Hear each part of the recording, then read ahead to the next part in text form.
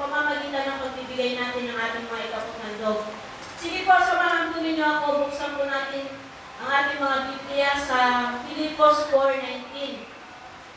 Kung nakita na po natin, sabay-sabay po natin masahin. At buwan sa kayamanan niyang hindi mauubos, ibibigay niya ang lahat ng inyong kailangan sa pamamagitan ni Kristo Jesus. Purihin ang ating Diyos na Ama at magpakailanman. Amen! Napakaganda po ng verse, Ang sabi rito, buhat daw sa kayamanan ng Panginoon na hindi nauubos. Ibibigay daw na sa ating lahat ito. Amen? Hallelujah! Naniniwala po ba tayo mga kapatid na ang Panginoon ay napakayaman? Amen! Hallelujah! Na kayang-kaya ng tugunan lahat ng pangangailangan natin sa ating buhay. Lahat ng mga kung ano ang nais natin sa buhay, kaya-kaya na ibigay sa atin. Amen? At lahat nga lamang na napakayaman ng Lord. Amen? Pero meron siyang prinsipyo na sinasabi ng Biblia. Ang sabi ng Bible, di ba? Magbigay kayo at kayo'y bibigyan. Amen? Maliwanag po yan na sinasabi ng Biblia. Kaya po, ang sabi nito, magbigay tayo para tayo ibigyan ng Panginoon. Amen? At parang ganito lang naman yan eh. Ihalin tulad lang natin sa atin, kung tayo may mga bangko. Di ba? Tayo may mga bangko, sarili natin, nag-iipon tayo. Nagdideposit tayo ng pera, di ba? Tapos, kung tayo nag-iipon ng pera, hindi tayo nag-aalanganing mag-withdraw.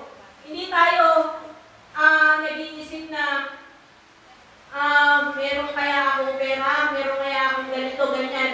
Hindi, di ba? Kasi, alam natin na meron tayong inilagay sa ating passbook, di ba? Kaya, ganoon din sa Panginoon.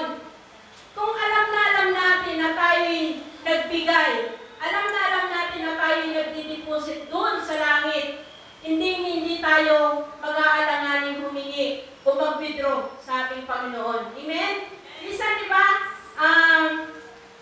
malay natin, pindot tayo ng pindot ng ng makalangit na ATM card natin, di ba? Tapos, pindot tayo ng pindot, wala namang lumalabas.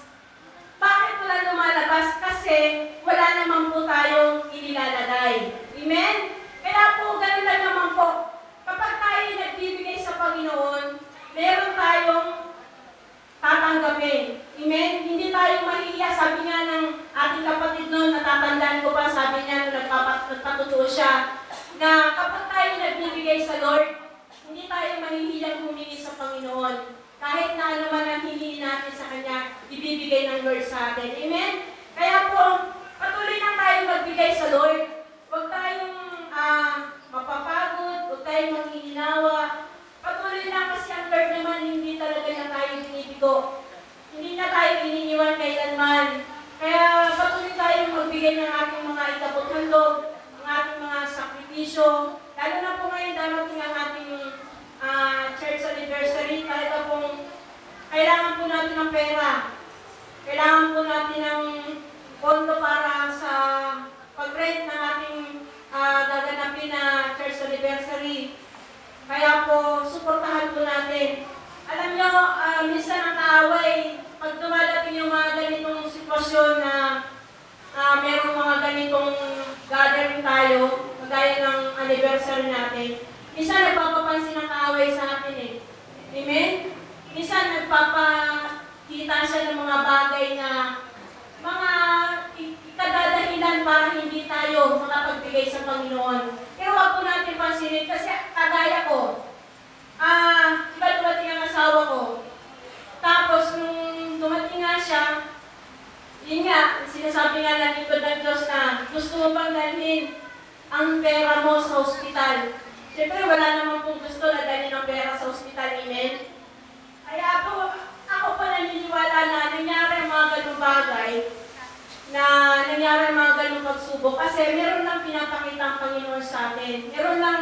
Merong plano ang Diyos sa bawat mga nangyayari sa ating mga buhay. Alam niyo, nung time na talagang medyo malaki rin po talaga na gastos. Dito guys, para sa radio, guys, para sa anniversary natin. Alam niyo ba, nag-iisip ako, sabi ko, Lord, ano ba ang maaari kong ibigay? Sabi ko gano'n. Talagang tinikwenta ko yung mga gano'n-gano'n. Sabi ko, kailangan talagang makapagbigay sa Lord. Sabi ko gano'n. Pero alam niyo, ang kaway talagang nagpapakita talaga ng ano. Sabi, tumawag yung ate ko galing sa Bicol, sabi gano'n. Sabi niya, yung lupang, binibenta rito, ganito, ganyan. Kailangan mong magpadala ng pag-deposito, ganito, para ganito, ganyan. Alam niyo, nag-isip na ako, dahil naman nawindan yung sabi ko gano'n, pandaraya na naman na nakaaway, sabi ko gano'n. Tapos, sabi ko sa atin ko, sige, pag-isipan ko yan. Alam niyo po, maghapon nyo na naman ang isip ko, para talagang, halos hindi, yun talagang, lagi na lang umuutin sa inyo na sayang yung ganito, sayang yung ganyan, sayang yung... Pero alam niyo, inano ko talaga yun, yung, kaaway na to, sabi ko, talagang direct ko in Jesus name, sabi ko, lumayan sa Satan, sabi ko, kaya sabi ko, hindi mo pwedeng agawin yung pera sana para sa Lord, sabi ko gano'n. Kaya sabi ko sa akin ko, sige, hayaan mo na, ibigay mo na sa iba yan kung sino may gusto niya, sabi ko gano'n. Kaya alam niya nung nangyari nga yun, napakasarap na ng pakiramdam, at saka sabi ng Lord, anak, higit pa yan ang ibibigay ko sa'yo, dahil sinunod mo ang kalooban ko. Kaya napakabuti ng Panginoon, pag nagpapapansin na ng kaaway, naku, wag po natin papansinin, kasi talagang gusto lang niya talaga na agawin ang para sa Panginoon. Amen? Papayag ba tayo agawin ang kaaway yun? Hallelujah. Di ba? Hindi naman po tayo papayag. Kaya, ibigay po natin ang para sa Panginoon. Amen? Kahit ibabalik po ng Lord ito sa atin, siksik-liktig at umaapaw pa. Amen.